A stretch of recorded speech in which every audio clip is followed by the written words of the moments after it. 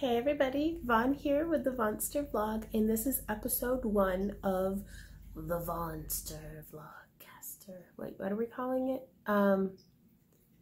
Yeah, the Voncast. Sorry, okay, so 100% professional, but this is where I answer y'all's questions about anything and talk about whatever I feel like, and I think it's going to be fun, and I'm really excited that those of y'all who commented on the prequel, I'm actually going to turn the brightness on this down because it's giving it a little bit too much of a campfire ghost story feel. For all of y'all who commented and said really nice things on the prequel episode. Thank you guys so much. I'm really excited to answer those questions and comments and stuff. And if you guys have any questions and comments for episode 2, please leave those down in the comments below as well. And though I may not reply to every comment, I do read it and I do try my best to address it in some way, whether it's typed out comment or, replying on here. So be patient with me. I'm only pretending to know what I do, to know what I'm doing. So let's get started. First question was from Derpy Pigeon. Freaking love you, Derpy, by the way. When a bald man washes his face, where does he stop? I guess that depends on, I imagine that depends on, whether he's in public or not and what mood he's in. But I imagine he just goes till the back hair starts, maybe? I don't know. I am not a bald or a man, so I don't know. Good question though. Okay. Ooh, Holly asked. Sorry, I plan on editing this to get all of this part out to make it look semi-professional, but we'll see how this goes because we're just hanging out.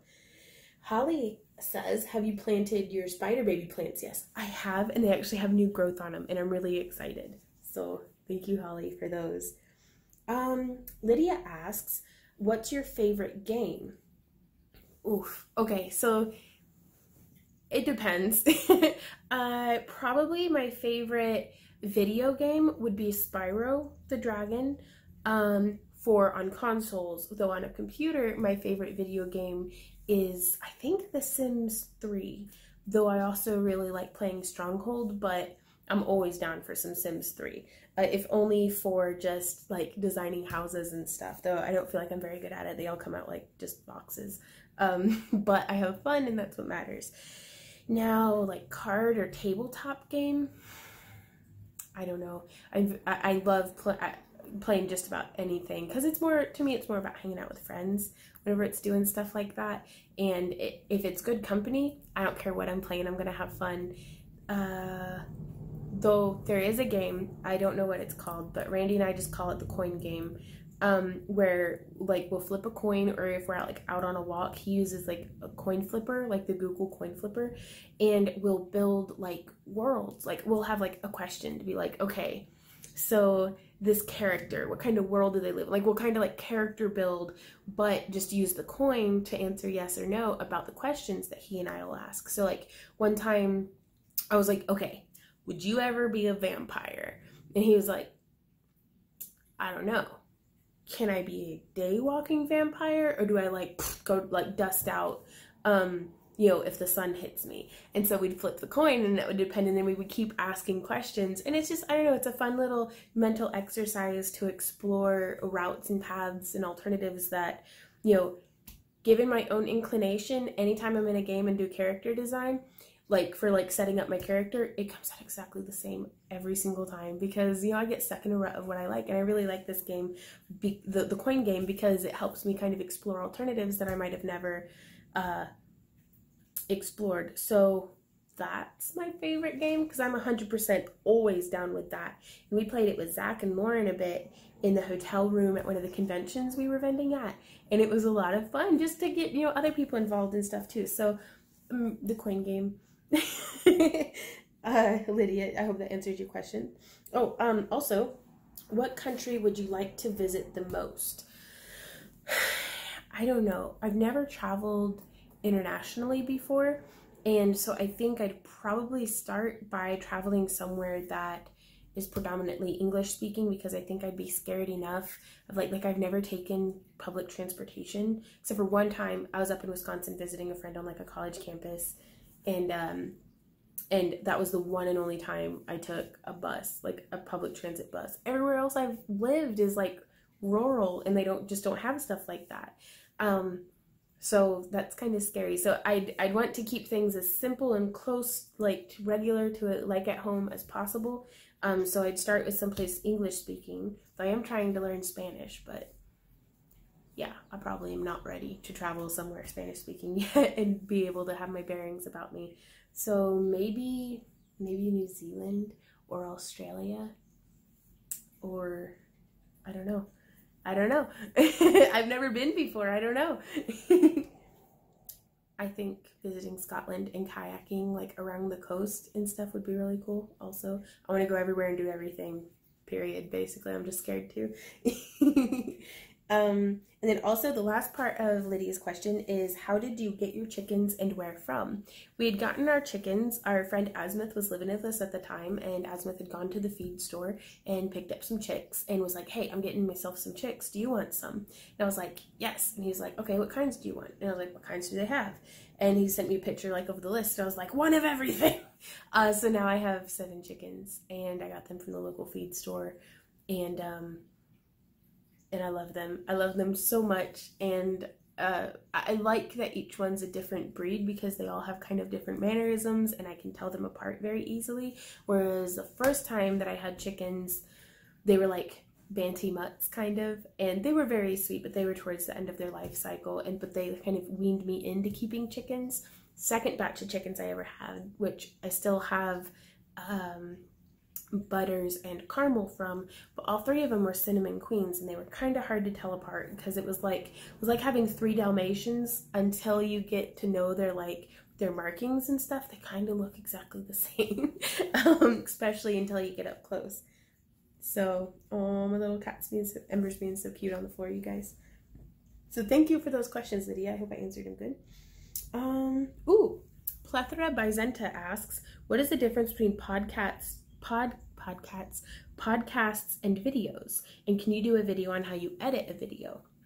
I will do a video on how I edit my videos, but I'll put that over onto my main channel because I think we've got a bit more of a broader reach over there for the how-to community and stuff, and I think especially since so many of y'all who've been watching me have started channels of your own, I think it's more applicable over there. You know, to me, this as a podcast would be the differences is I can kind of awkwardly not make eye contact with you. I get to show my cool like background and stuff. But no, a podcast I believe would be something that like you can just like listen to on like an MP3 format. You know, you can download it and listen to it, which I guess this is a video you could download in, I don't know, maybe I should. I think the Google told me when I Googled, you know, what is a podcast? Because it was just a term that I've heard used very loosely pertaining to things like this. And this is technically a vodcast, which is why we're calling it the Voncast, because, you know.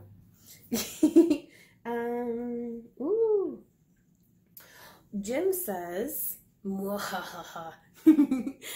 Some people would like to send you stuff that might have to be UPS or truck freight. Ooh, how can it happen? I don't know. That's a really good question. There's a place here in town that's like a mailbox. Like you can have them, you can use them as the address to be shipped to, but I don't know how much it costs. So we'd have to get together privately, Jim, and kind of discuss that. But we can figure something out, I'm sure. If anybody wanted to send us stuff. No mailing yourself here, that's weird. I'm just saying. And also I think it's illegal to mail people. Because if it isn't, then I suddenly found my new favorite way to travel. Ooh. Yeah. Okay, so here we have a really cool, that's the screen names that y'all can't see because the screen's too bright, never mind. But I believe it's, I don't know if she wants me saying her name, but I think it's Lydia Beth. Like, if you don't want me saying that, I won't say it ever again. The dogs barked and the lights flickered, so that was cool, I guess. But she says, do you think you and Randy will ever get married? If so, can I make the cake topper? I don't know. I think we'll get married one day. We've both asked each other and we've both already said yes, but that was like 14 years ago. And first off, the easy part, I would be completely honored if you made the cake topper. And for the second question under that was chat about cake, says, shall I make the cake? Yeah, y'all can make the cake. Like those are the easy parts. The hard part is me being like, because I don't want to just, weddings are very expensive, or can be rather, and I don't want to have a wedding and not have all of my friends there, but my friends are everywhere. And so it's like, I don't know. It's something that I just haven't really, I was never the type of person, or as a little girl, I was never like dreaming about my big day, like getting married and stuff. I was excited about, you know, well, first off, having a hot husband, and then also like check that one off the list. And then, you know, just the adventures that we would go on and stuff. So, I think I'd just skip the wedding and reception altogether and just go straight to the happily ever after and the honeymoon and, you know, making a life together and stuff after that. And quite honestly, that's what Randy and I have been up to. But if ever it happens that Randy and I are going to have a big old party where we say a bunch of words in front of people and there's cake to be eaten with tops on them, then yes, for sure. Y'all gave us a lot of questions, so this is going to be like a long video. So buckle in. Ooh, I made coffee too. Cheers, y'all. Thanks for hanging out with me.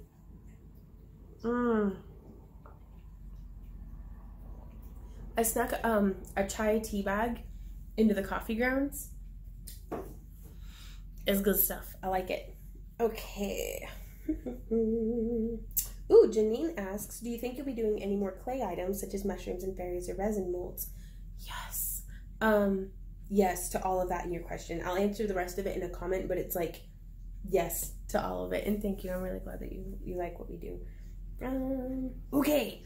Here's a really good one. Live the Awkward Life says, I'm so excited for this. Not sure how off topic this is, but here goes. Y'all, there is no topic. Everything under the sun. Let's go. What kind of jobs did you and Randy have before going full-time with your business, and when did you decide you were ready to go full-time? Okay, so long time ago in a land far, far away, in the before times, I'd finished high school. Randy had been working third shift, Home Depot, and we were in Texas and moved up here to Tennessee, and he had worked at like Fred's pharmacy, like it's kind of like a dollar store with a pharmacy in it, for a bit, making like $5.20 something an hour. But we were college kids, like not even, he was still like 18 at the time.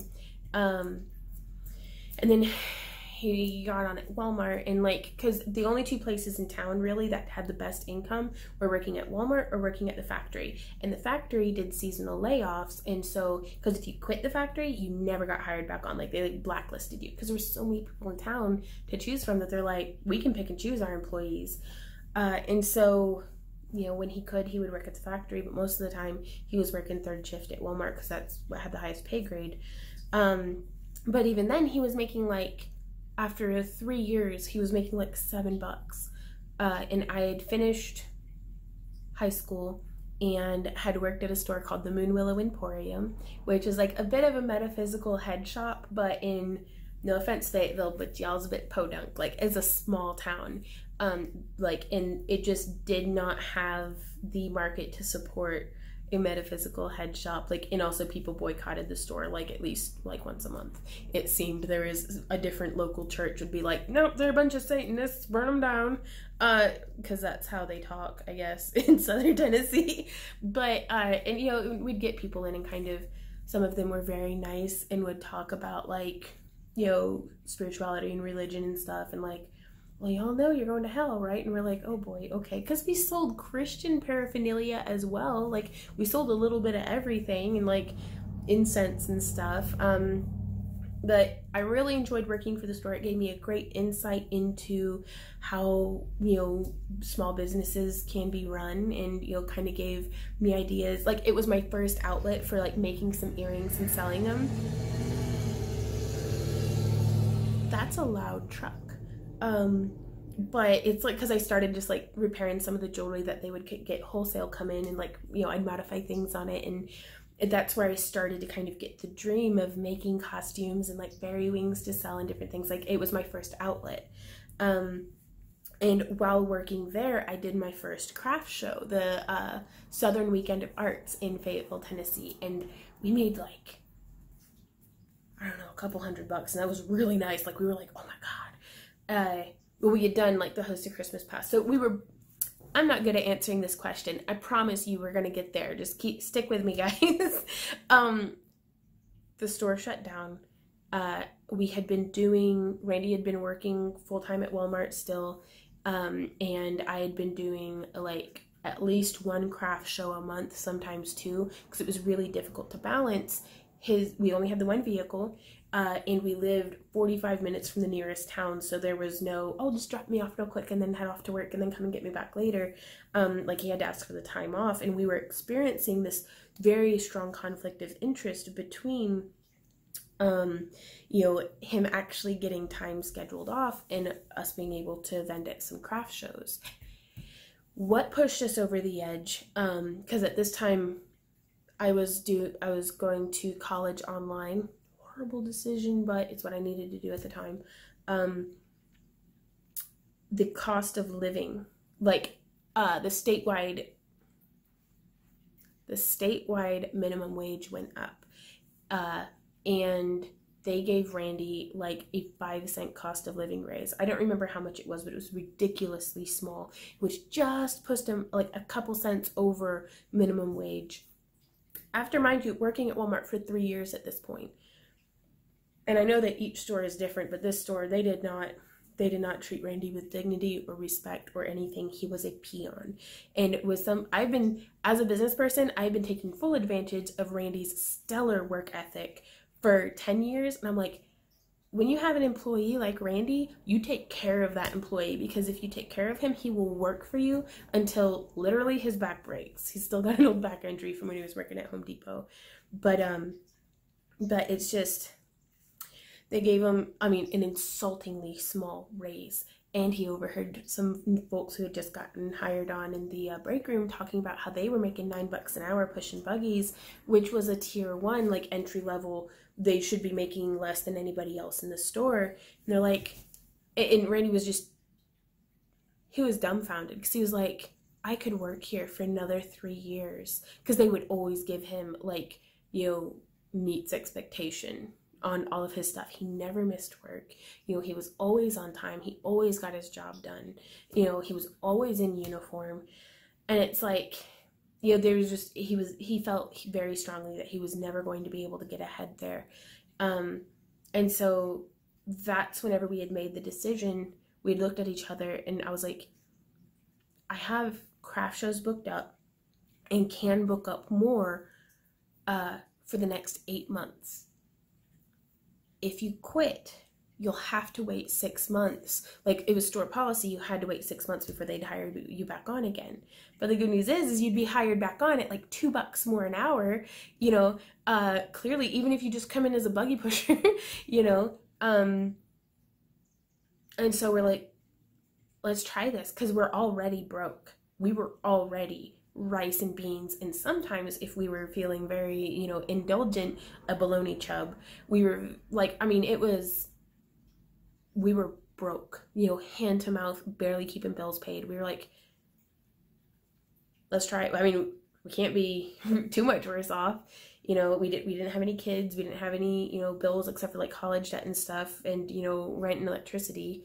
Like, we were like, now's the time to do it. If we're gonna do it, let's do this.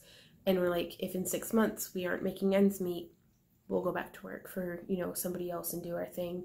And that was back in 2008, and it's 2019 now. So there was one winter that Randy had to get a job outside of the house, because it was just, oof, like, things were really tight. And he was like, we don't really, we've got like 3 months without any shows, hardly, you know, I'll go work at one of the local factories. And I was like, really? Like, I mean, because I love the life that we're able to have. We could definitely probably be making a lot more money if we worked for other people and had like health insurance and 401ks and, you know, stuff like that. But I'd hate to miss a moment of getting to be with him. And so we chose to live this life. And it's a lot easier to tighten your belt loops and stuff whenever you've chosen that path than what it is whenever you feel like it's forced on you, if that makes sense. So that's what Randy and I did. Did I even answer that question? I'm so sorry. Like, I get caught up in, kind of almost reliving it all mentally. But yeah, and I don't know if Randy, to answer the second part of your question, which was, when did you decide you were ready to go full-time? I don't know if we would have ever truly felt ready to take that risk if we hadn't been spite-driven and like out of other options. So I don't know. And I think everybody who makes their own business, and stuff, they're going to have their different path and their different way of deciding for themselves. And if we had had kids, I don't know that Randy and I would have ever risked what we've risked to do this, because, no longer does our interests and interests and wants take priority. It's about getting that kid raised as best we can, doing our thing. But yeah, so there's that one. Dragonfly Grandma asks, what is your go-to love song? If you want to see Randy and I cry a couple of bitches, like just full on bawling, Remember When by Alan Jackson. I can hear it in my head right now. It's good stuff. And like, it's the one, like, Randy doesn't like dancing, but he'll slow dance to that song with me, and we'll just like cry and booger on each other, and it's very romantic. Okay, Doreen says, hey Doreen, I struggle as a creator with so many hours of sitting. Fitness is a struggle. How do you discipline yourself to stop creating and get physical exercise? I lack discipline so hard, Doreen, that it could be my superpower. Like, and knowing myself, that once I get crafting, I'm not going to want to stop until like I'm done for the day. I fit in, if I'm going to do any yoga or weightlifting or anything, it either fits in first thing in the morning before I've even had my coffee, or last thing in the evening before I fall into bed. And what I tell myself is, it's like, in the morning, I'm stiff and creaky, and all that, but I'll throw on some yoga with Adrian, and I can do that anywhere that I have the internet in about a yoga mat's worth of space, and none of them are over 30 minutes. And it's like, I could lay here in bed and scroll through my social media for 30 minutes, or I could get on my mat with Adrian, and, if I'm not feeling it, then I'll just do whatever I want, so long as I actually get on the mat and do the thing.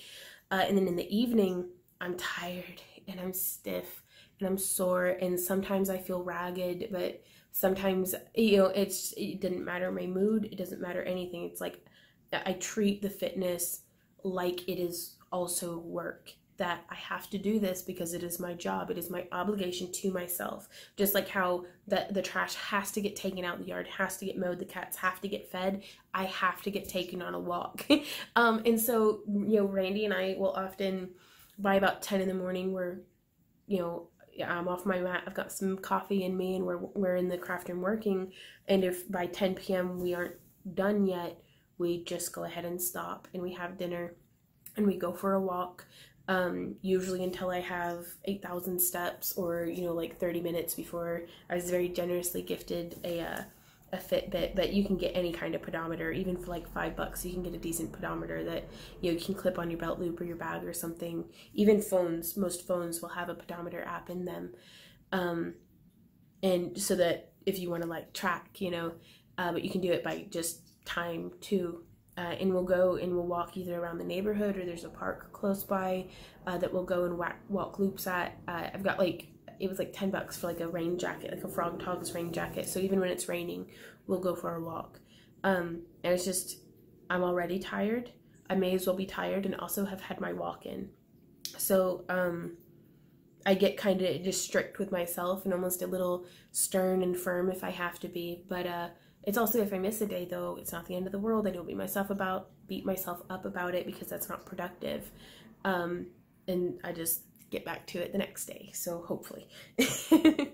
And it's much easier said than done, because I've gone like, you know, about a week and a half before without going on a walk, and I'm like, but I feel it, you know, and I feel a lot better about myself and what I've done in the day if I do these things. Like, you know, if I start my day strong, getting just even 10 minutes of yoga in, you know, even if it's just a 10-minute waddle around the neighborhood, you know, or just sweeping the house, you know, or something, then I feel that much more, you know, I feel like I've managed my momentum in the right direction for the day. And even if a project fails or something's, you know, whatever else comes up, I've got this thing that I did that I accomplished. I'm like, I got that. Okay.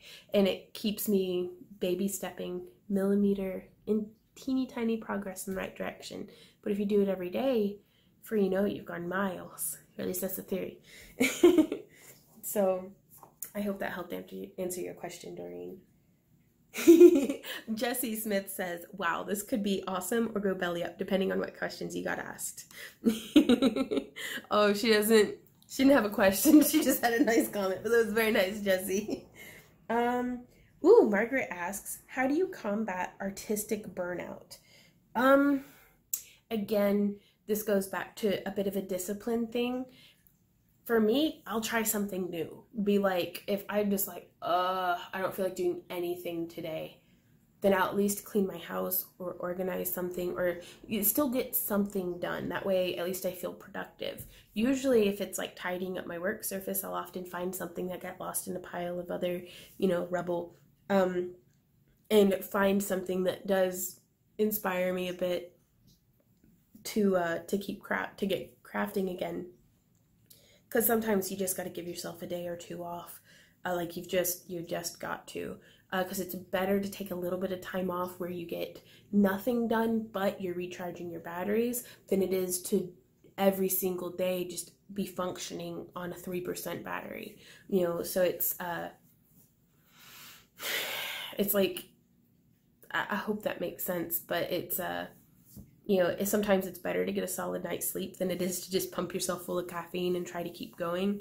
And it's just, you got to find what works for you in that moment. But another thing that has helped me get through like creative ruts and stuff is to just kind of mass produce something. Like I'll sit down and be like, you know, like earrings or something. I'll be like, I'm going to make 10 pairs of earrings.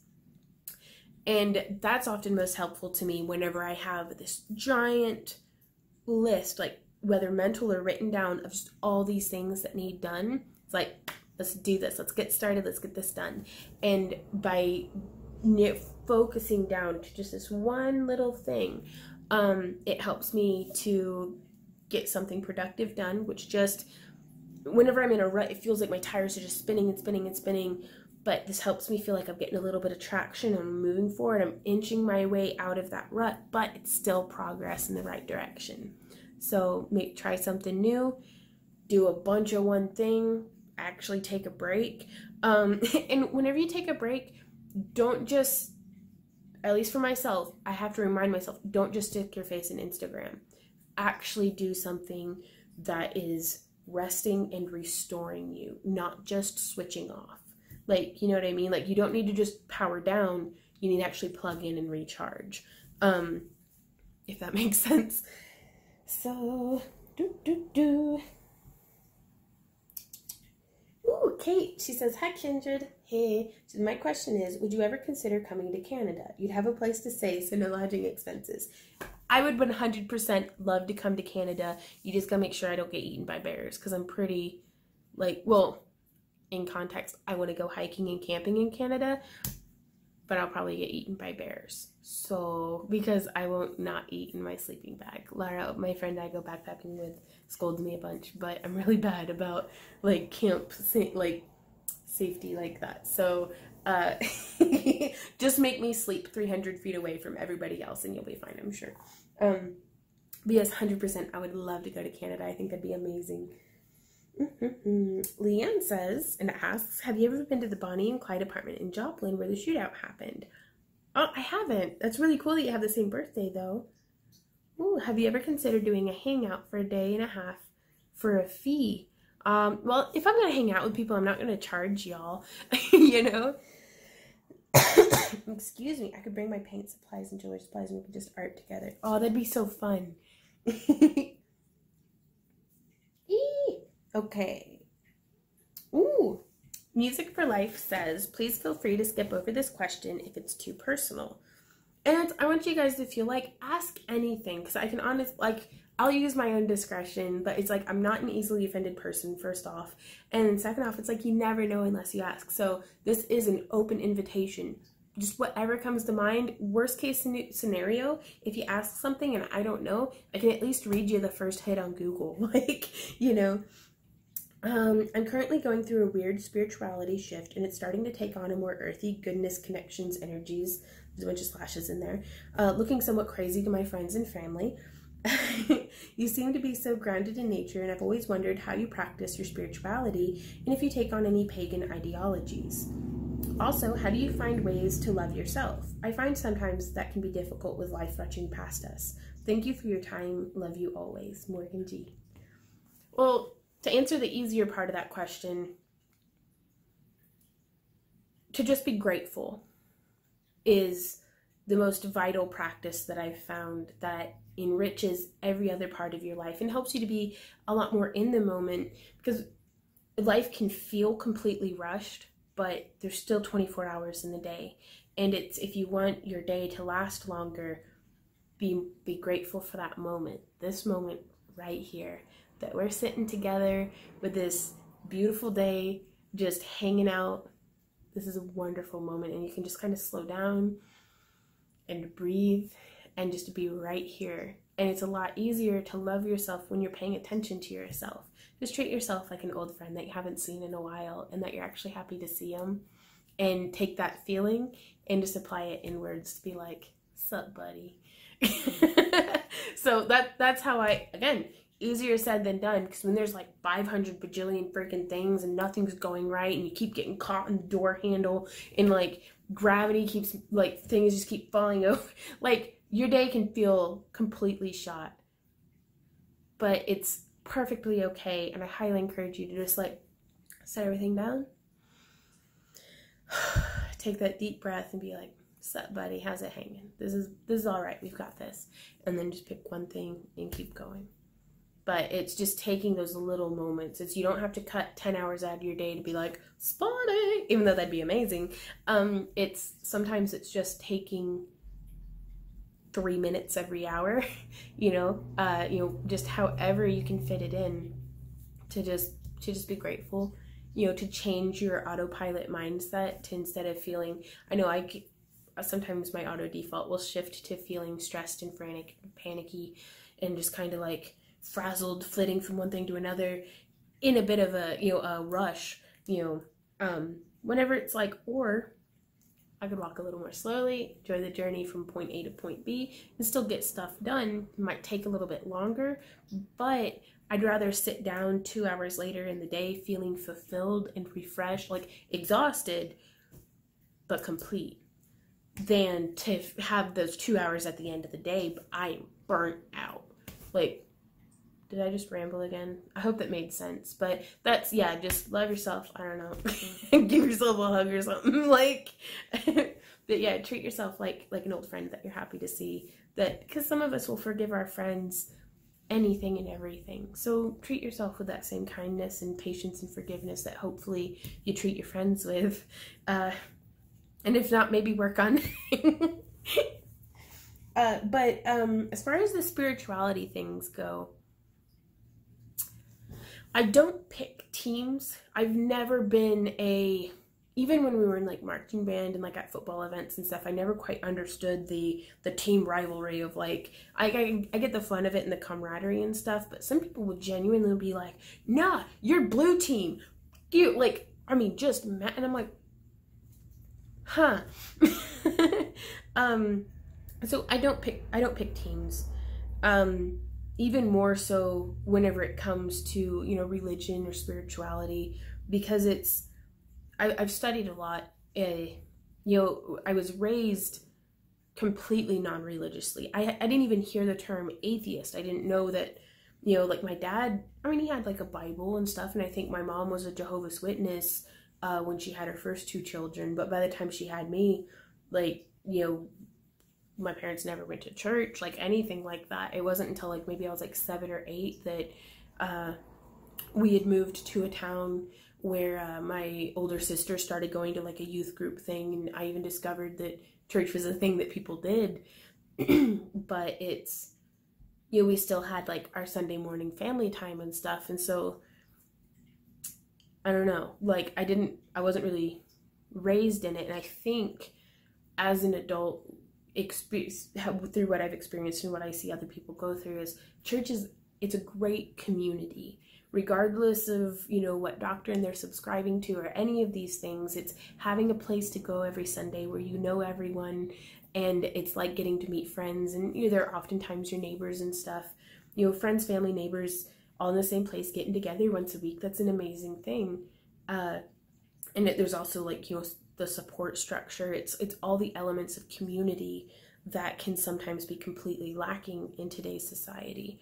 You know, whenever we all have different jobs, we all have, you know, scurrying to our different places and stuff. It's like sometimes church is the only community that we can have. That being said, I'm horribly lazy and love to sleep in, and I'm not going to get up on Sunday for anything, for anybody. But I did also, whenever my dad passed away, and it kind of was in a bit of a foster care situation, I felt forced to go to a church, and I was very frustrated because at the time, and I felt like no one would listen, because at the time I was taking, you know, 6 of my 8 classes in high school were advanced placement, and all of them had what I felt like for me was a pretty challenging workload. My other 2 classes were band that I had to practice for, you know, practice my flute and stuff because I wanted to do good. Like I felt like school was my job. Succeeding in school was my thing that I needed to do. And oftentimes on Saturdays we had like marching competitions, or you know, maybe fit in a bit of social life. And so Sunday was, to me, my day off where I can get caught up on work, where I can maybe read a book, where I can, you know, breathe for a second. And to be forced to go to, and it's not even that it was a church, it's like if I had been forced to go to anywhere, I would have been pretty resentful anyways. And, you know, I was very angry. I felt like so many opportunities had been taken from me by losing my dad. I felt like, you know, the people that had cared about me the most were suddenly gone in my life, and I felt very alone and isolated and angry. And this was just something that I channeled a lot of that anger towards, but I didn't appreciate being made to go to this group of, you know, this youth group of, you know, other teenagers that I didn't know. And I don't care what religion you are, teenagers can be horrible. Like teenagers are just, even now I'm like, ugh, teenagers. No offense, teenagers. But you know other teenagers, you know what I'm talking about. Like if you're not in their social group or like dressed the same way, and all of these kids, and they even had it split up like by gender. So because I already don't get along with other like teenage girls, essentially, for the most part, whenever they're like, ooh, makeup and stuff, like, because to me it's war paint, like let's put it on to strike fear into the hearts of our enemies. So I was a weird kid, I think that's coming to surface now, but it's just, I was just very resentful, and I carried that a lot, and into whenever my dad passed away, one of my older sisters gave me a book on Wicca that was like, you know, 101 questions for witches or something. And because I had grown up at a nudist camp, like the formative years of my youth, I spent literally running naked through the woods. Like, you know, again, didn't occur to me that not everybody did this and that it wasn't like, I guess, technically normal. But I really did feel a connection to nature and to the seasons and to like a lot of these different things.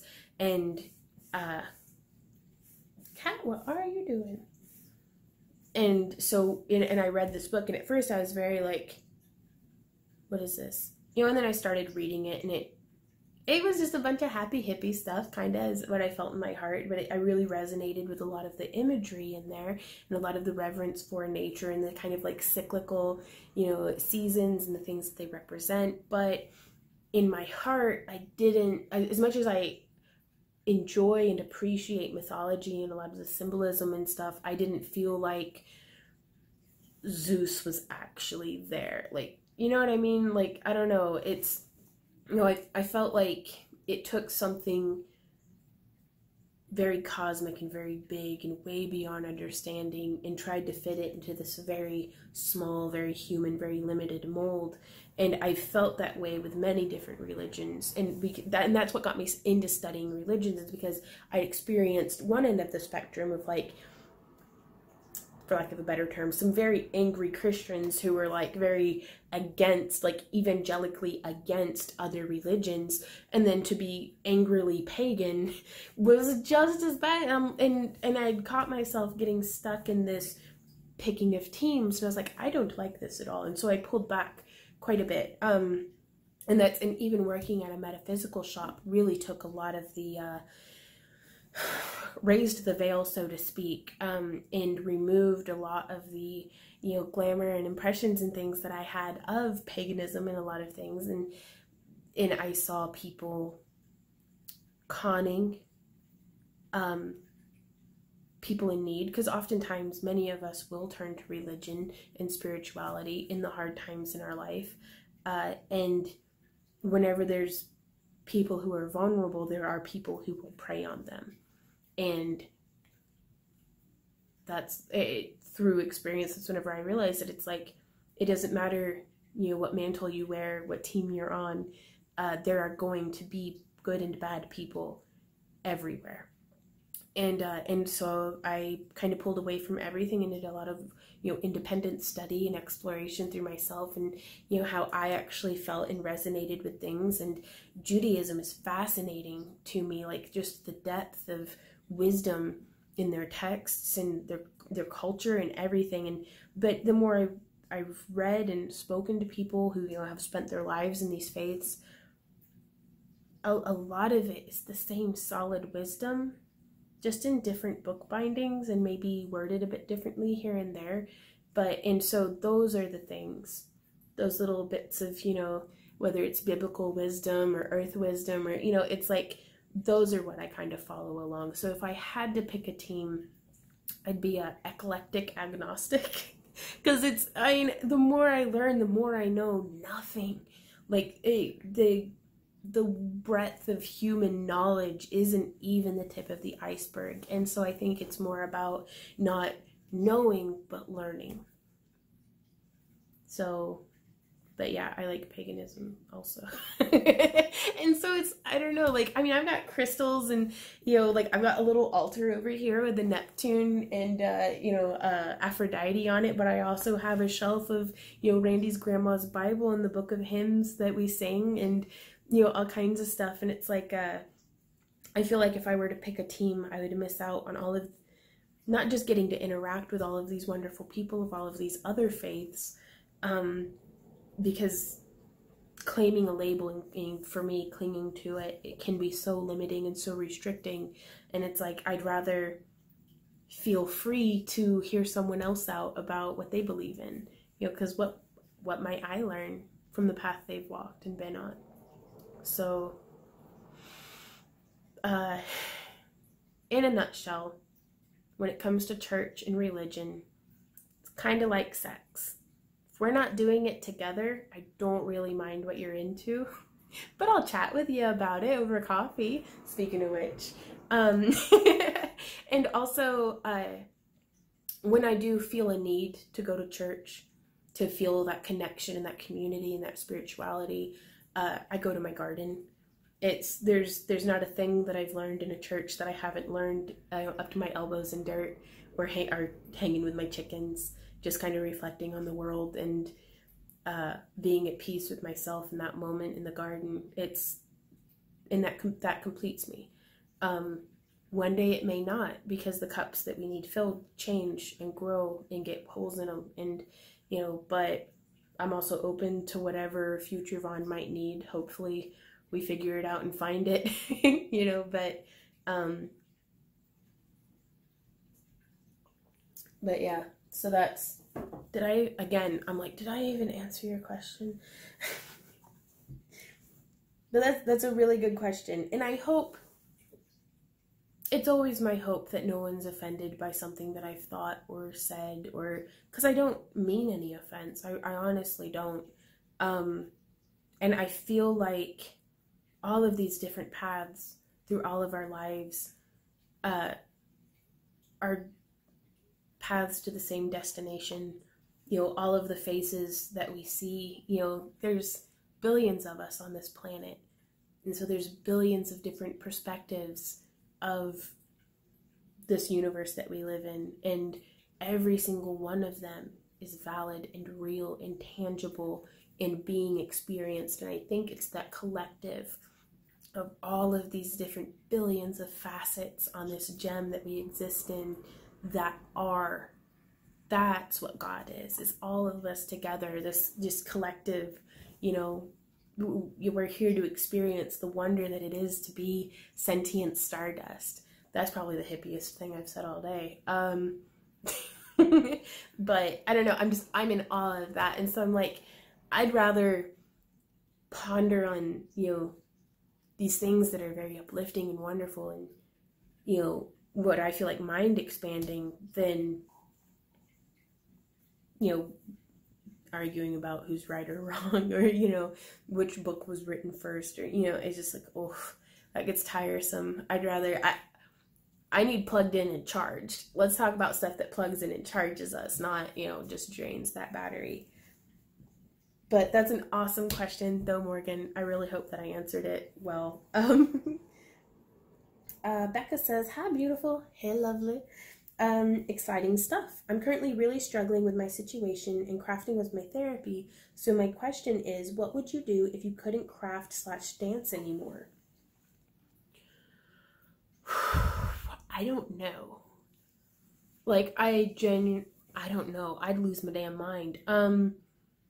Because so much of what I do is dependent in being capable. Like,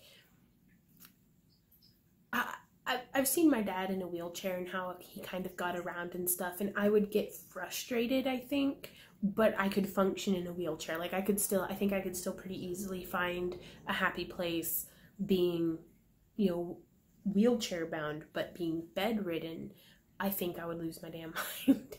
And then if, like, I lost the ability to use my hands or just the energy and stuff, it's like, I think I would search and learn as much as possible. And because the body, through age and youth and illness and time, just all of it, our bodies often fail us. And our minds too. You know, my dad, whenever his dementia was setting in, to see a brilliant man, you know, I don't know what I would do, Becca, except for just keep searching, keep planting seeds, keep, you know, mentally, there's always something new to learn, something new to discover. We can't even begin to imagine what's out there, you know, like, and so to go forth seeking with an open mind, and to be there for the ones that we love is, I think, I would focus on what I can as opposed to what I can't, and just follow that wherever it takes me, hopefully. But it's hard. And my heart goes out to you, and I wish you luck in all of your seed planting.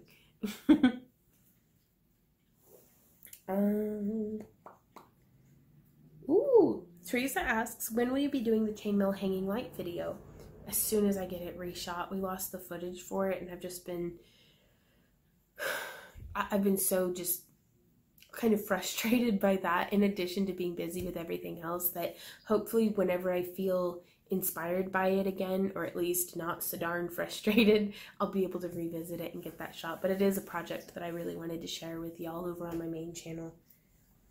Boop, boop, boop. Yeah, long video. Hopefully, like, if you guys are like on a long car ride or something, or I don't know, feel free to pause it, I guess, or put it in like 2x speed, because you can do that here on the YouTube, and just listen to me like squirrel chatter if you feel inclined.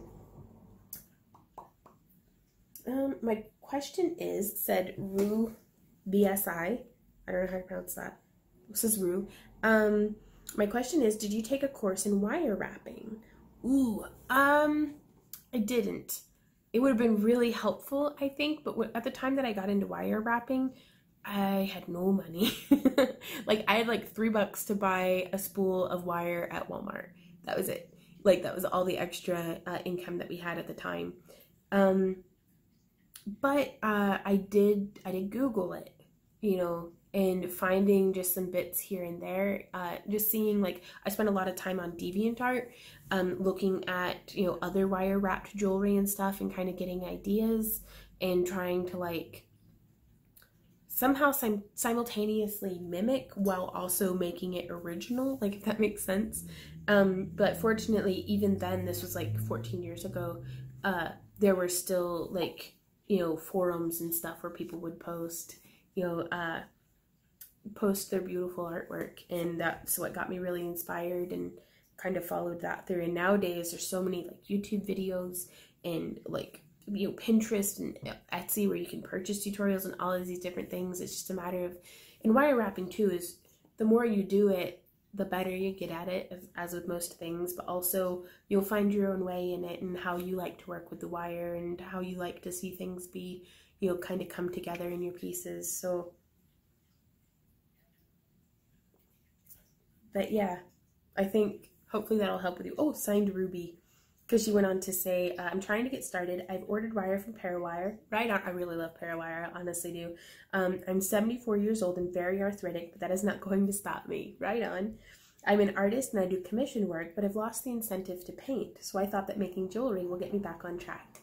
Right on. I really hope that, let us know how it goes, Ruby, because that's something that all of us face in one way or another, because we might have our crafts that are our passion, and then when that fire kind of isn't there, we're like, we can feel lost, you know. April says, would you know if there's any jewelry findings brands that I can purchase at Hobby Lobby / Michaels that are nickel free?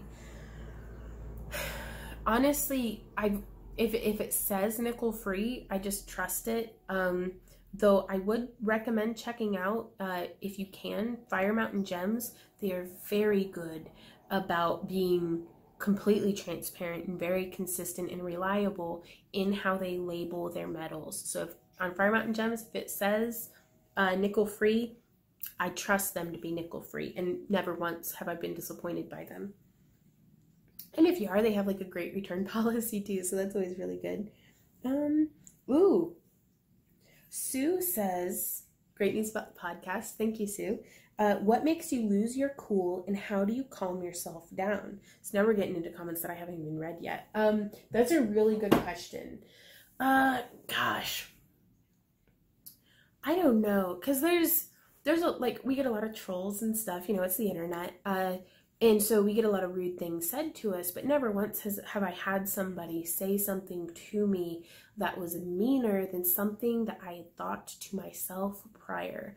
Like, it's like, you think I don't know I'm fat? You don't think I don't know that I'm unprofessional and, like, gross and, like, you know, I say crass, horrible things that are like talking about farts and, you know, it's just like never once did I pretend to be a professional, good person who does things well. Like, no, like, I don't have time to fake stuff. Like, I just don't. But it's whenever I get disappointed. I can't say a lot, but whenever I do, it's deeply. Because it's when we interact with each other, we have that choice, we have that opportunity to do something good, to do something positive, to plant a seed that might grow into something beautiful. And sometimes people will, I guess, consciously make the choice to be a douchebag. And I'm like, I thought higher of you.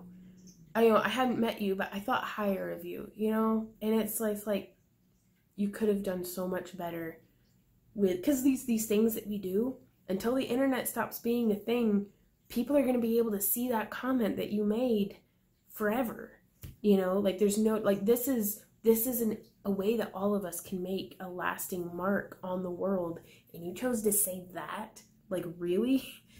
Like, have more self-value, like, please, because I believed in you, and then I found out you kind of suck, and it's like, I really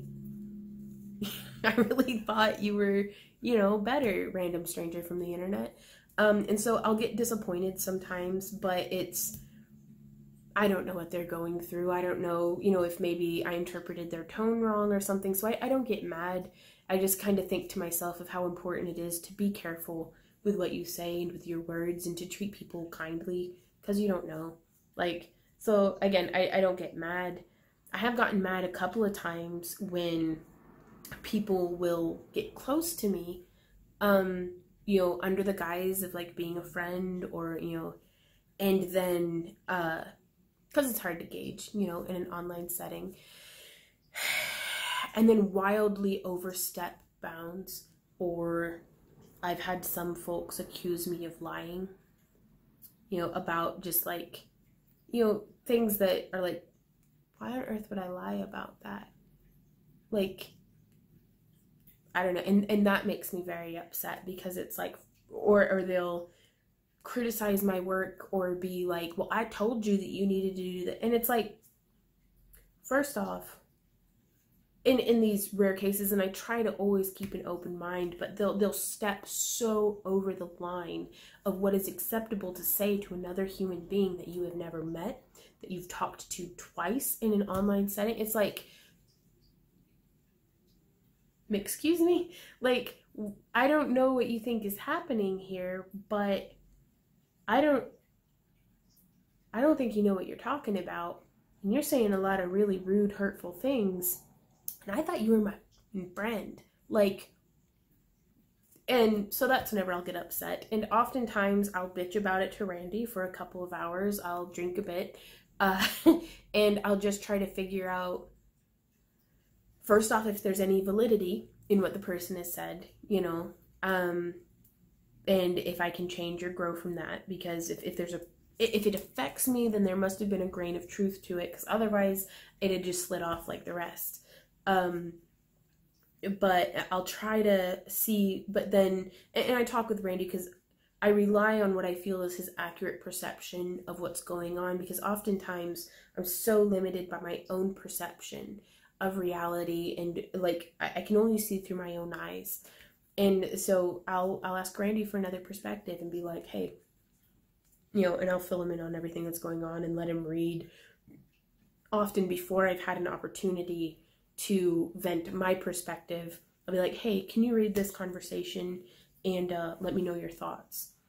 And I'll let him read it, like, kind of uncontaminated by my opinion, and then we'll talk about it, and kind of work forward from there. Oftentimes I've had to just cleanly cut some people just straight up out of my life,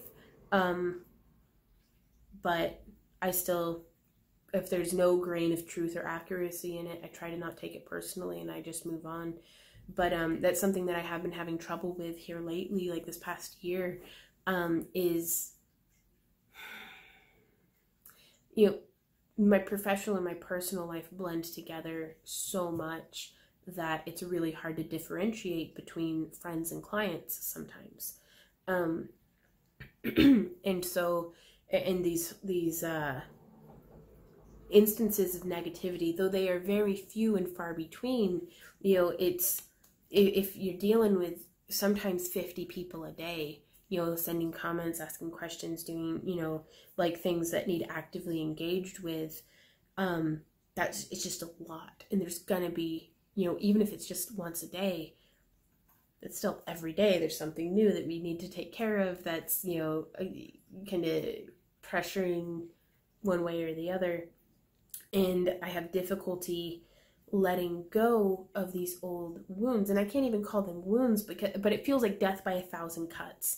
Like, they're tiny little, you know, things, but, you know, they affect me. You know, y'all's positive comments affect me, and so do y'all's negative ones, and I don't want to shut my heart off to that, because I'm not going to close my heart off to you guys who have become my friends, and I'm not going to close my heart off to people who could become my friends. So I'm just going to keep getting cut, I guess.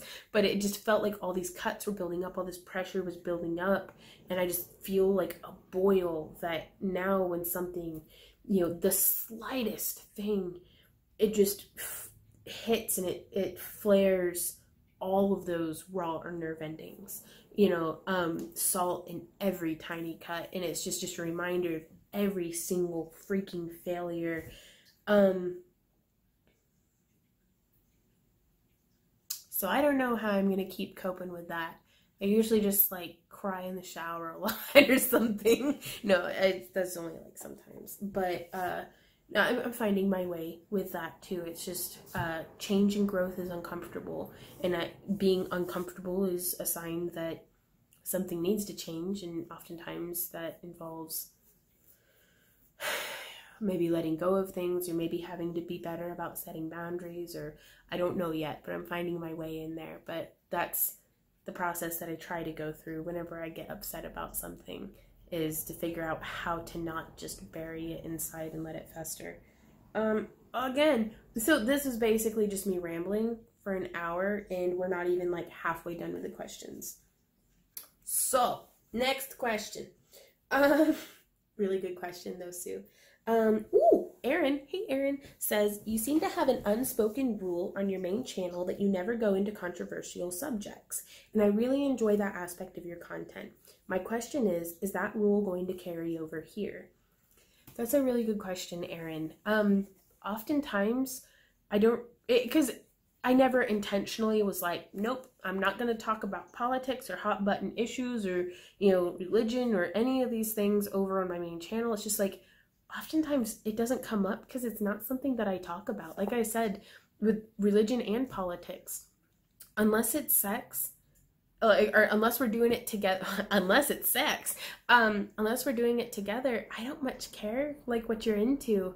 Like, you do you, boo. Like, okay, sorry, the camera just gave me, be like, maximum file size reached, but, so there might have been a weird hiccup in there, but it's still recording, so everything's good. I'm not going to ask people not to ask questions, but I am going to use my full discretion to be like, is this a thought-provoking question that we can actually talk about and learn something from? Or is this just a smokescreen hot button issue that's very inflammatory, but nothing can actually be accomplished by talking about it? So I don't like just talking about things that nothing can be learned or accomplished from. So moving forward from that, we'll see. Aaron, and again, it's, you know, sometimes thought-provoking things can be a little bit controversial, but we'll see. I don't know, because I'm interested in being thought-provoked, but I also am not here to debate. I'm here to just chat, like, about things, like, you know, like, I don't know. I'm not here to change any minds, but maybe to have my own mind changed.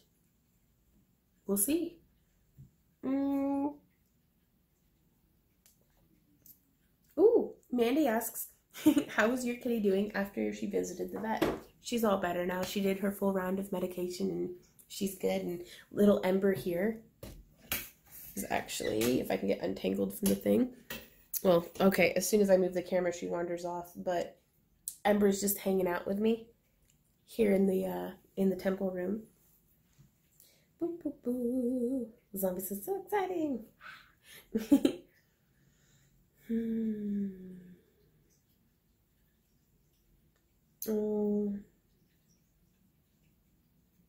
Okay, this isn't a question, but I have to read it because it's just wonderful. Scarlett says, this is so exciting. I'm so happy to see how well things are going. It's amazing how you can take so many people with you on your ride to success and continue to inspire and motivate. Look, even my chunky kitty came to hang out. My life has changed since the first time I watched you. I think it was a tutorial on a chainmail cross. I am much older than you, but you are an old soul and you helped me open up my creativity in a way that somehow I couldn't do before. I create every day now and I can't help myself, and every time I start to learn something new, I turn on your channel, and strangely we are right at the same thrilling point on so many things. Thank you for sharing your soul with us. I wish you could know me too, because I feel like we know you so well. I feel like I know you so well. I'm old enough to be your mother, but to me, you're an inspiration. I'm gonna love that comment. Freaking love you, Scarlett. Please give yourself a big hug from me. But I just want you to know there's comments like this that ease the pain in my soul. This heals cuts that sometimes I don't even know are there. So thank you for being wonderful. Oh my god. And then L. Jack says, I'm old enough to be her mom too, and she's done the same for me. Yes, you, Vaughn, are a great teacher. There's just something about your videos that is inspiring, calming, and gives peace. Thank you for sharing your talents and your world with us. You and Randy are making a positive difference in people's lives, and that is a beautiful thing. Thank you, guys. Bitch asses, I wasn't supposed to cry today. Like, I put on eye makeup and everything. But thank you guys so much for all of your kindness and your encouraging and everything. Like,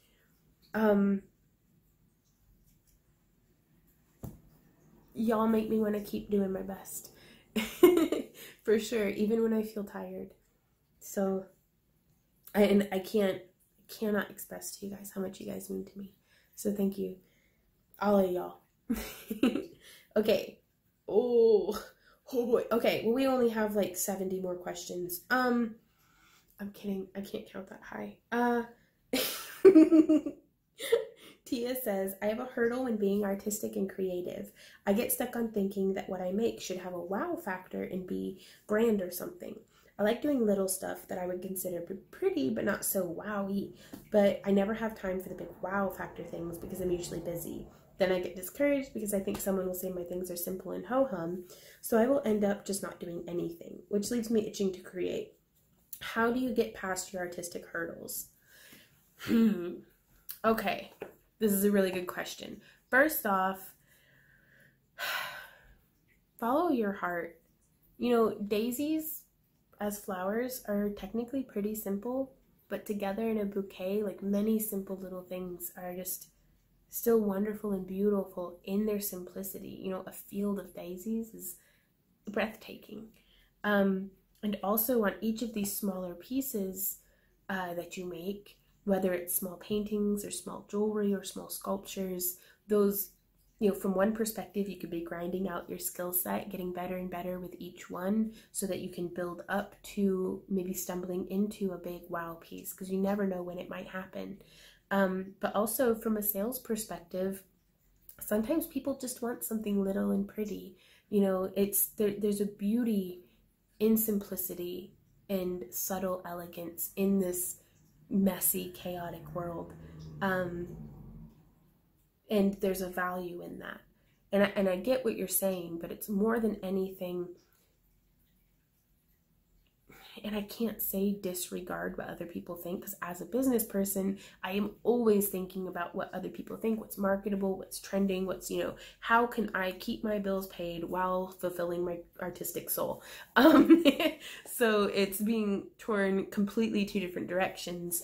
But if you do you in today's age where we can market to the world in a minute, other people will find what you do and they'll see the beauty in it and they'll feel connected to that passion and to that part of you that's in that piece, even if it's something that somebody else might call simple or ho-hum. To somebody else, it's going to be just perfect. So keep doing you in the many forms that it might take, and it'll be a good thing, you know? Like, that's just, I can't see how it would not be a good thing. And even if it ends up being just a gift that you give to somebody, you know, that's a good thing too. And also, I'm totally open to other people's input and answers to these questions as well. So like, if y'all have different answers or expansions on it and stuff, like, I would love to hear what y'all think also. Hey Chris, I remember you saying you were a master gardener. If so, how did you become one, and how long have you been one? I love your videos. I watch them all. Hugs. Well, hugs back to you, Chris. I'm actually still technically a master gardener trainee. You can sign up through, often state universities will have like a horticultural extension where they'll have a master gardeners program, and you pay like a chunk of money and go to classes for like 6 weeks. You can even go online now. And then you have to fulfill like these volunteer hour requirements to become like a certified master gardener. It fell to a back burner for me. I had a lot of fun going to the classes and meeting other gardeners in my area. In the first year, like this was like 3 years ago that I had done this, I was open on the weekend to be able to participate in the plant sale. And that's how I knew after that, I was like, I would be happy to work in like a plant nursery, like just talking about plants all day. Are you kidding me? This is amazing. But for the past 2 years, like this year, it's on May 4th, the, Carthage, Missouri, Master Gardener plant sale. I'm in St. Louis for Anime St. Louis. And so I can't help set up and sell. And it made me feel helpful to be able to contribute. We brought 2 of our easy up 10 by 10 pop-up tents and like 6 folding tables to be able to put plants up on and stuff. And I bought so many plants for like I spent like $200 on plants, but that was all the plants that I like. It was, if I had bought that from like Lowe's or something, it would have been like a bajillion, so, and it went towards supporting, the cross lines, I think, the food bank in Joplin or something. I don't remember. But yeah, so I'm still not technically a master gardener, but I had a lot of fun. And it seemed like very much of a social thing. And if I were home more, and if I liked being outside of my house more, it would have been much more up my alley. But maybe in another, maybe in the future, I'll become more active again in the Master Gardener community. But until then, I just can't quite fit it in. Kim says, "Hi Vaughn." Hey Kim. "I have fallen in love with you and Randy. Oh, I'm doing things that I didn't know I could do. After finding you on Facebook a few months ago, I am now wire wrapping, working with resin and polymer clay, creating chainmail pieces that people are loving, and I'm now learning how to hula hoop and make my own twin hoops and dance suits." Ah, Kim, that's awesome. "This is in addition to the wreaths, quilting, sewing, and crocheting that I love doing. Woman after my own heart. I'm not really sure you know how much you influence the lives of others with your love of crafting and willingness to share your knowledge with others. Thank you for what you do." Again, it's not a question, but oh my gosh, like my face is all hot. Well, Kim, that's awesome. I'm honored to be a part of what of your craftiness, like even the slightest. So keep being awesome, because you're awesome.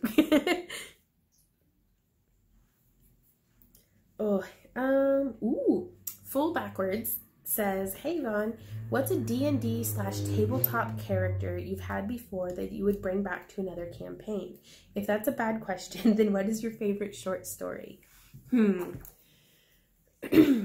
actually really, for as much as I enjoy D&D, I've not gotten to play it very much as what I would like. And every single time, I've only gotten up to level 7 with different characters, but I love playing, I don't know, I always end up playing some sort of warrior because that's kind of easy, but I really want to play a, kind of an earth shaman warrior, if that makes sense, a warrior that has earth bending, if that's even a thing, and I stick with warrior because it's in every campaign that we've played has been in a slightly different system, so I don't even know what is possible. When you can't imagine what you can't imagine because you don't even know that it exists, I'm so limited by my own ignorance that and then I'll keep playing and be like, "Oh, that's a thing that we can do." And then the GM's yeah. And I'm like, huh? So, I don't know. I've yet to find a character and play them enough to have them die to want to bring them back. And then my favorite short story. Gosh. My favorite author of short stories is Robert Krogh.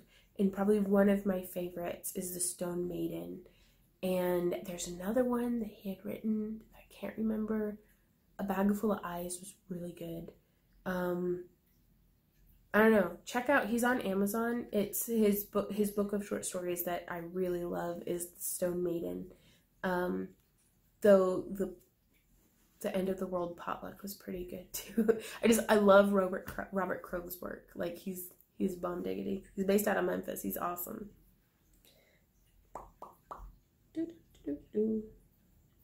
Okay. Ooh, Missy says, things I'm curious about. How/why do you select the various veggies and things you plant? Sometimes I get it because it's pretty. Like, I like purple beans, like purple green beans, if that makes sense, because they're easier to see among the leaves and they're so pretty. Like, I'm like, I can get regular green beans at the store. I want purple ones. I grow orange peppers because they're my favorite. Orange sweet peppers taste just the best. I love them, especially if they're nice and thick-walled. I like paste tomatoes, and so I'll often get a tomato plants. Just trying out, like, I love as many different shapes and colors of cherry tomatoes as what I can get my hands on. Like, one year I grew 22 varieties, like 2 plants each of cherry tomatoes. And that was amazing. We had way too many freaking tomatoes. And then I'll plant, like, you know, when we were on like the 2 acres in Tennessee, I planted like, you know, 10 to 15 plants of like a Roma paste variety. I think it was like Amish paste, and I really liked that one, and that was for making like tomato based soup sauces and stuff.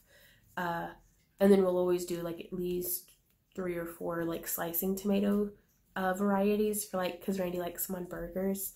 But those ones in Tennessee and even here in Missouri, whenever we get into the hot dry of the summer and then it'll rain and they'll split, but they're not ripe yet, I usually end up just getting them from the store. I'm not very good so far at growing the big tomatoes, but I do okay on cherry and Roma sizes. So, and then beyond that, it'll be whatever's available at the seed store or just whatever piques my interest. And then I always go back to old favorites from previous years too. But honest to goodness, from the beginning, I picked seeds because they were pretty, and all of the Randy called it my plant porn, because I'd get my seed catalogs and I'd be reading it and I'd be like, luscious 8-inch long cucumbers, plump juicy tomato, like, and I'm like, this sounds like a deer penthouse for them. And then I picked the thick cucumber, you know, and it's just like, what? But they, you know, it's marketing. They have it aware. I'm like, oh, that sounds good. I need that. And so I'd cut out the little, you know, the picture and the description and out of the seed catalog, and I'd glue it into like a notebook. And so I'd be able to turn the pages and just look at, because I never had the money to buy them. Like, I'd always end up getting like the dollar store seeds or something, but I'd still lust after them. So it's my plant porn. What are some of the cons for having chickens? They will eat everything and poop everywhere. And man, they are good at kicking dirt. Like, I had to replant. They got out of their enclosure, the chickens did, and just kicked everything out of this bed that I had just planted. Like, all of the transplants and everything, because I had them in their enclosure. I thought, you know, surely they'll stay in there. So it's, very rambunctious.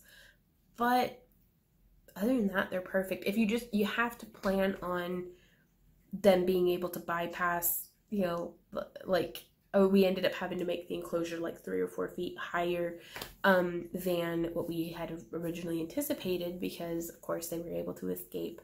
It's kind of like, there's a video on YouTube of a guy who had built, he was so proud, he had just finished the fence to keep his dog in.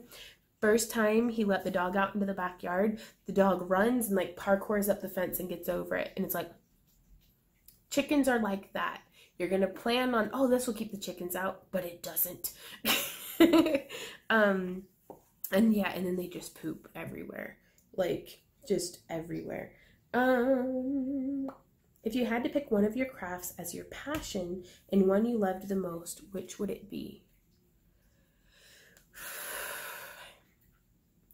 I feel like people want me to say wire wrapping, because that's like what's, you know, most well received over on my main channel. But honestly, if I had all the money in the world and all the time, I would paint.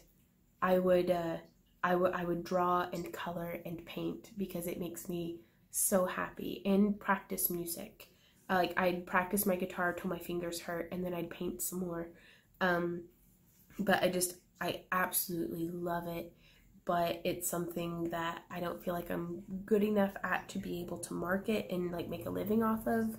And not that I ever encourage anybody to like, oh, stick stick to what you're good at. You know, no, that's not the case, but it's, I do have bills that need paid, and I do have methods that I do know have made us money for the past 10 years. And so it's like, and I do love making jewelry and costumes and wire wrapping and stuff, but I don't know, maybe it's the painting feels like the one that got away that I just haven't been able to make the time for, because like watercolors, oh, I love it. I love messing about with my watercolors. So probably painting. It's just fun. Really good questions though, Misty. Ooh, Jody says, this is great. My question is, do you know any good recipes for cat food, wet or dry? I don't. I feed the girls, the 2 cats. Sometimes I'll give them canned tuna or canned salmon, or actually I'll just make them salmon fillets with the skin on, to kind of supplement their dry cat food that we get from the vet. But like, Ember's pretty chunky. I think there's too many carbs in it for her, because she'll just eat and eat and eat. But I don't know, I feel like there's some deeper problems there for Ember with like her history as a stray and stuff. It's like she experienced hunger too many times to not just clean the bowl whenever she, you know, eats. So, but I don't have, sorry Jody, I don't have any good recipes for you.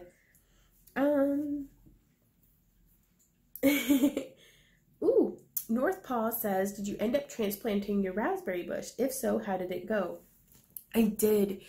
We had trimmed all of the raspberries back just to the ground, basically. Gosh,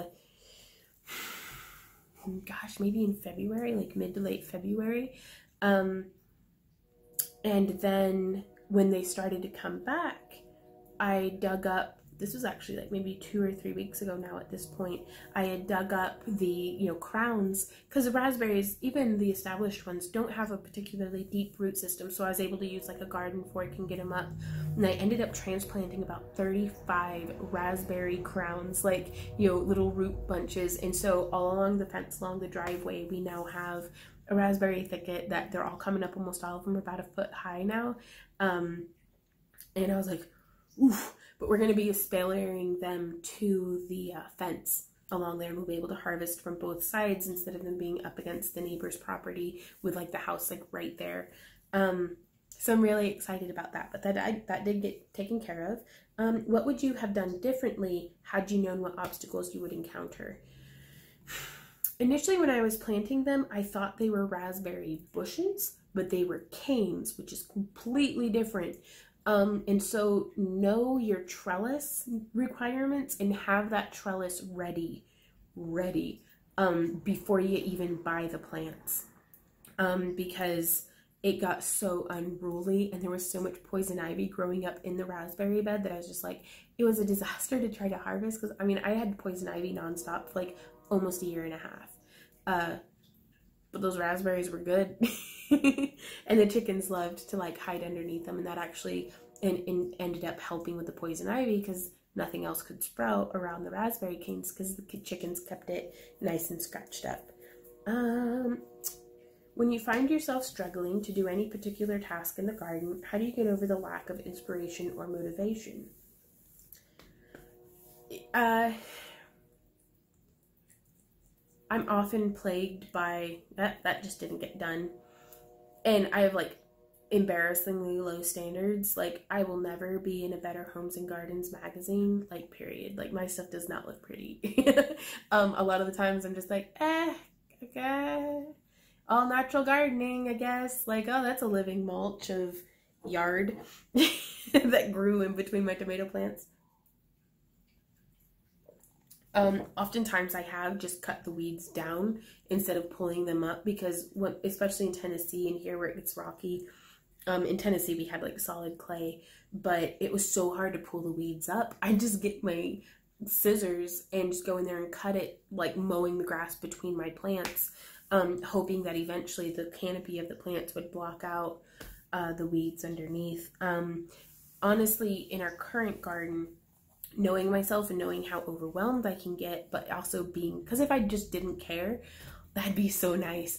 But the thing is I'm like, whatever, but I still care, so it still like hurts a bit, and I'm like disappointed in myself. So I split my beds up into, instead of having like a huge patch of garden or like very long rows, I split it up into 8-foot by 4-foot beds, because in an hour I can take that from being completely matted up with crabgrass and Bermuda grass and weeds and all sorts of stuff, to being like prepared seed bed, proper roots removed, prepared seed bed in an hour.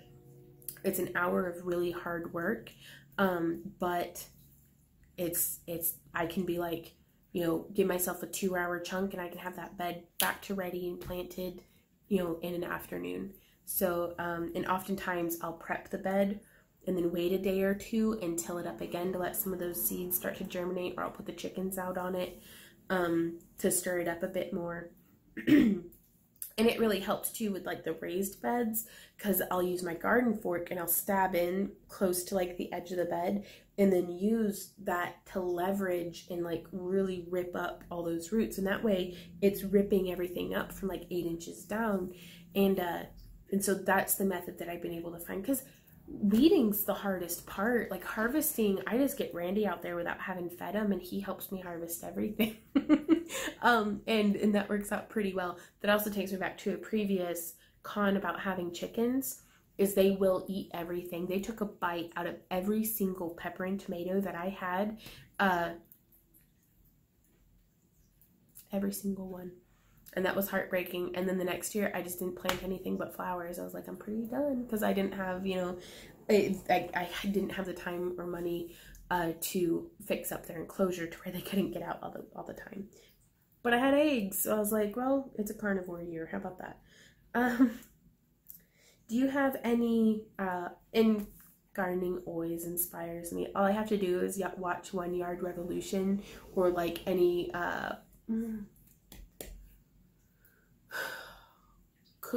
Grow to Eat. I can't remember the name of her channel. I'm so bad at that. Like, I'm the worst at names, you guys. Like, to the point that it bothers me. Grown to Cook, I think is the name of her channel. Grown to Cook and One Yard Revolution are my 2 favorite YouTube channels that I'll watch. And it just, oh, it gets my gardener juices flowing. Like, I'm like, let's go, guys. To the dirt. No, you're such a good kitty. Okay, again, I'm halfway sorry that this video is so long, but I'm having so much fun. Do you have any recommendations, advice, or how-to for keeping gardening low budget yet still look super cute? This is a personal problem for me, lol. I'm currently trying to figure out the best way to put animal fence up for my dog so she can run around free, but also don't want it to just look like an animal fence. That's really hard. Something that I've found is because for dogs, you just need that barrier to be there. And once they kind of get used to it, like, it doesn't even have to be like, I don't know, when our roommate had the Great Dane, she never got used to fences. Like, she would just she'd run headlong straight into the fence to get to the chickens. So even like the chain link had like head dents in it, and we were like, so we had to stop letting her into the backyard completely. But for Sam and Z, who were a little lower energy, a little chunkier, and less bright, bless their little hearts, I just use, it's like a 4-inch by 2-inch mesh fence that we took and we like cut down the middle, because it was a 4-foot tall section of fence, like roll that we had bought. It was an investment, but it was worth it. But I cut it down the middle with some like heavy duty wire snips and used that pokey end to push it into the ground, and then used pieces of remesh pushed into the, or not remesh, rebar pushed into the corners of the beds. And I put like little $1 solar lights on top of those, and then did that fence. But it's sturdy enough that it'll keep a dog from running headlong into your fence or into your garden bed. But you can plant whatever around it, and the plants will kind of poke through a little bit and hide that wire. But by the time that has happened, hopefully your dogs have figured out that that's a no-go zone. If you have goats, good luck. Goats are just the bane of a garden's existence, I do believe. And the more you love a plant, the more they'll eat it. At least is what I've heard. But and then for as far as getting stuff to like look cute and gardening just on a budget in general, I know here locally you'll probably need to garden for in your own area. Hey, little bit. We'll get on up here then. I love you. No, yeah, I do. Here in Carthage, we have or at least in the Carthage, Joplin, Webb City area, there's a local seed library where you can go and check out seeds and then just harvest seeds from the plants at the end of the year and bring them back. And that's a fantastic way I found to, just like gardeners are some of the coolest, most generous and giving people. Like, they get it and they want other people to be into gardening because that way we have somebody to talk about gardening with. Like, because nobody else will sit there and chill, like, talk compost with me like my other gardener buddies. You know who you are. But it's like, like, I want friends who will obsess about earthworm composting with me and be like, oh yeah, chicken poop, like, or let's have a girls' day, let's go to the recycling center and get a bunch of rotten cow manure and put it on the beds. It's like, yes, let's do this. So if you organize and network and are generous and giving with other gardeners, I can just about guarantee you they're going to be generous back. If not just in knowledge, but also in seed sharing or swapping or, what have you. And if not, there's probably another group of gardeners that, will be good friends. And check out for clearance perennials. Like this time of the year, they often put the foxglove and columbines in different, either spring biennials or spring perennials on clearance because the plants are looking spent. But those rootstocks, genetically, that plant comes back every year off of its rootstock if it's a perennial. And so you can plant it now, it's going to fade out, but it'll be back next spring looking just like a full price plant. But you can often get them, on a pretty good discount. And oftentimes if there's plant like hostas that are damaged, that's something I'm keeping my eye for right now, is hostas that, like, if like a plant falls over and half the leaves get broken off or bruised or something, sometimes they'll put it out on clearance because it doesn't look very pretty. And I'm like, I don't care, like it'll grow new leaves, give me that plant. And so sometimes you can get a hosta for like $1. You can get coneflowers that look a bit spent, but that rootstock is still there. It's going to do good. I don't recommend doing that for a lot of annuals. Some of them just need watered and brought back to life, but I put my money in perennials because they come back year after year. You only really have to plant them once depending. And oftentimes if it's a good one, you can actually, like my hostas this year, I was able to dig some of them up and divide them. So one plant that I got for $1 3 years ago, I now have 3 plants out of, and I'm like, now you end up having maybe too many that look the same, but it gives you plants that you can trade for other plants to other gardeners too, though, to be like, hey, I've got this variety of hosta. Do you want to trade me for maybe your variety of hosta so we can both have more varieties of hostas? And, it's fun, I think, just rolling around in the dirt together. But, and then don't hesitate to plant something from seed either. Sometimes, it can be like $5 or $6 for, a transplant of something, or you could pay $1 for a packet of seeds and do like, cups of dirt, or like just stick it straight in the ground, or, like sunflowers are the easiest plants to grow. They really are. I love that about plants. Like, never once have I met a plant that's like, nope, I give up. I'm not doing this today. Like, through the phases of adversity of not getting watered enough, of getting watered too much, or too much sun, or too little sun, of bugs, like, plants will grow. Like, all you gotta do is plant it and you'll be fine, and like water it and stuff. And all the other crap that makes gardening complicated sometimes. So yeah, I rambled on that one. But I hope that was helpful to you, North Paul. Letty says, Game of Thrones, do you watch it? And if so, who's your favorite and why? I do watch it. Randy and I are actually going to watch episode 3 of the last season tonight. Probably after this video. And, oh gosh, I really like Sam and Gilly. Honestly, like, I'd hang out with them. Everybody else is kind of like, I like all of the characters together, honestly. Like, the whole thing is just a really great story. But I don't have like particular favorites. I just want to know what happens. Like, I'm not gonna lie, Daenerys isn't my favorite. I can't really relate with her motivations a lot. To be like, I want the Iron Throne, man, dragons. And I'm like, you have dragons. What do you need a chair for? Like, but other than that, and there's some of them that are just like monstrous people, but it's a good character. Like, you need, in a story like this, in a fictional story, you need monstrous characters to give the adversity for the heroes to overcome and stuff. And so I don't know, but of all of them, I'd invite Sam and Gilly to dinner, and I would talk with them about like whatever, and I'd play with little Sam and like make faces together, and me and Gilly would probably like, I don't know, darn socks or something. But I feel like those would be people that I'd want to be friends with. So those are my favorite. I have no idea whose Randy's favorites are. If you guys want to know, ask in the comments. Last 2 questions. We are so close, you guys.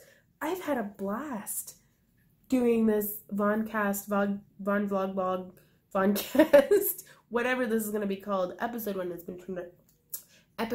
has been tremendously fun, you guys. So thank you for sticking around with me until these last 2 questions. So we're going to read them, and then we'll talk more.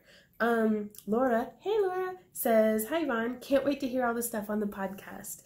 I look forward to discussing things. My question to you is, when you need to focus on making stock for a convention, does Randy step in and take over things like cooking and laundry and such in order to drink? Oh God, sorry, you said laundry and I just remembered the bedding's in the wash. It needs to get moved over to the dryer before we can watch Game of Thrones, because we watch it in bed. And the bed's like naked right now. In order to remove the task from you so you can focus on making? Or do you always divide and conquer? Also, what motivates you to keep going on your healthful pursuits? I know your dad was a big influence on you regarding that, but what makes you go back to it? Okay, first part of that question. Not gonna lie, a lot of the times, Randy and I are both working and nothing gets done and we order pizza. Like nothing in the house gets done. Like there'll be tumbleweeds, a dog fur, dishes piled up, laundry's not done, cat box is like piled high with mountains of shit and the cats are meowing at us, but we gotta get that work done. And then we'll divide and conquer and get it tidied up. Randy's really awesome about doing just about anything that I ask him to do. But if he has work that he can also be doing for us to get like inventory made or something, we prioritize that over everything. So it's like right now we've got like last weekend was OzCon and this coming weekend is Anime St. Louis. We have not vacuumed. We pay a neighbor to mow our grass because they do it for like super cheap, and we're like, we will give you money for this to not be our problem anymore. So they took care of the yard, thank goodness. And it's we had like Chinese food for breakfast, and I think that's gonna be the only thing we eat today. So there's a reason that I'm overweight and my house is messy, is I do not make good life decisions whenever it's crunch time. But I do have prepped meals in the freezer. We do have meat and cheese sticks for snacking. Like I do, even when we're eating out, try to stay within my calorie goal, because I know there's life beyond this. There's life beyond prepping for this weekend, and all things will pass, and I need to not just burn my world down every time I get busy. Easier said than done. But yeah, and we did get the dishes done and stuff because it's ant season. So every year, whether we keep the kitchen clean or not, we get ants everywhere it's just like they're out scouting, I guess. So we do our little borax sugar balls, you know, wherever we follow the trails back to where they're coming into the house. But we did get all of the dishes done and everything prepped that Wednesday night and Thursday morning before we left. But we will let it pile up and we probably shouldn't, but now, on to the second part of your question. What motivates you to keep going on your healthful pursuits? And you're right, my dad was a big influence, mostly in showing me how horribly wrong that it can go if you just neglect yourself. And we have in this life this one body, and it's just like how I ought to keep the house clean, and I ought to, you know, do these things that I know that I need to do to keep from having ants, to keep, you know, the litter box clean, and I need to also maintain myself. And so a sense of necessity, you know, because it's like, if I eat like crap and don't get enough sleep, I'm not going to be able to get as much work done. I'm not going to be able to do the things that I want to do, that I enjoy doing. And I need for me to be able to do those things. I need Randy to take care of himself so he can do these things with me, because I want to spend my life with that man, whether he likes it or not. So fortunately, he's pretty good about it. But I need to take care of myself so that I can be there with him to enjoy this life together. And it's just like, you know, I've already locked down the man of my dreams, so I'm not really worried about being sexually attractive or like looking good for the sake of reproduction or locking down a mate or anything like that. Like, I have my life partner and he likes looking at me, and that's fantastic. But I'm more worried about my long-term health than I am about, ooh, I gotta have a tiny waistline, I gotta keep my butt looking good. Like, no, he likes this for some reason, so that's on him. And I like the way that he looks, but I do want him to be healthy. And so, you know, we're taking steps to do that together, but we're more worried about like the long term. So, you know, we're not forcing 2 pounds a week or even 1 pound a week. We're just, whenever we do go out to eat, let's not overindulge, you know, and let's keep getting our walks in and keep doing these things that it's like saving for retirement. The more we invest now, the better off we're going to be in our future. And so the more we take care of ourselves now and we have to keep riding that edge of our comfort zone of what is physically challenging for us, so that as we age and as time takes its toll on us all, the way that it will do if we're lucky, we have to keep pushing that edge of our comfort zone so that we stay capable of doing the things. You know, I hope I always live in a house with stairs so that I can keep practicing going up and down stairs, because, you know, one day when I'm in my late 60s, I still want to be able to go up and down stairs. And that's something that my mom, now she's not able to. And she's very bad about being disciplined. Mom, if you're watching this, go practice walking on the stairs, you know, because if you don't use it, you lose it. Like, that is so true. You've got to keep those muscles strong. You've got to keep your mobility up. And even if you can't, even if you're completely bedridden, find your line of what's challenging to you and push it. You know, because do the best that you can, and then you'll keep doing a little better, and you keep doing your best and you keep doing better. And I believe in that. And so that's what keeps me motivated, is just the long term. I want Randy and I to be able to walk hand in hand, probably with canes, but we'll be walking hand in hand in our 80s. Like, I want that. Walking through our garden, walking our dogs. I know it's going to be Sam and Z, but, you know, it's, because in my heart, it's just Sam and Z are also 80 years old, and I know it doesn't work like that, but they'll be with us in our hearts. But I want a future with the people I love, and damn it, if they don't take care of themselves, I'm going to be frustrated to have lost them before I'm ready.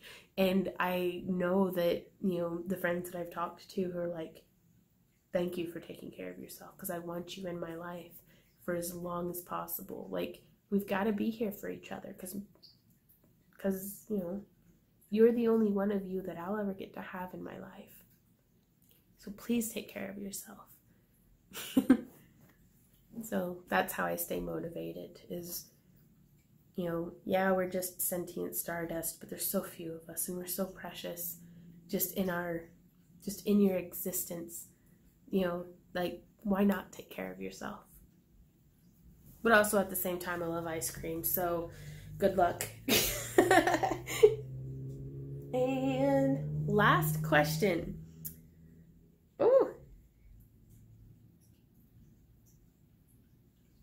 Oh, well, I don't know if this was, okay. Christy says, oh, honey, to be your age again and have the energy to just get out there and try new things.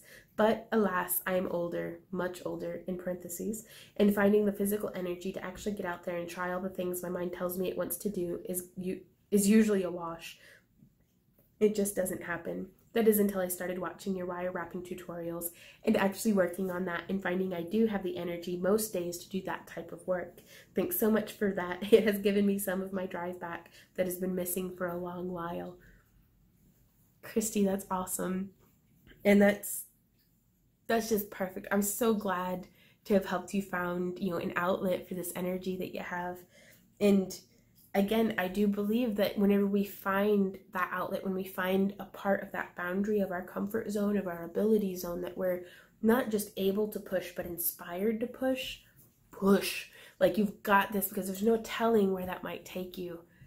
So I'm really excited, Christy, and please share your progress and stuff with us so that, you know, because a lot of you folks tell me about how I inspire you and stuff, but I don't think I can communicate to y'all how much y'all inspire me.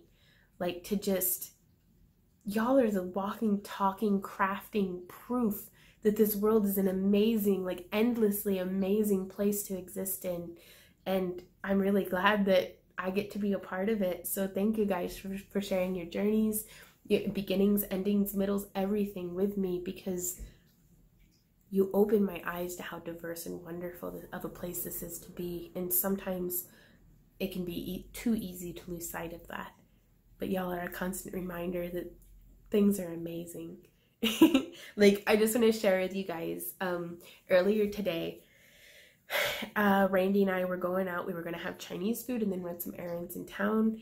And I had put on this outfit, which I felt like, I feel super underdressed. And Randy was looking at me, he's like, you're dressed like how you always are, you know, like leggings and a top and a, you know, I even got fancy and put on a bra today.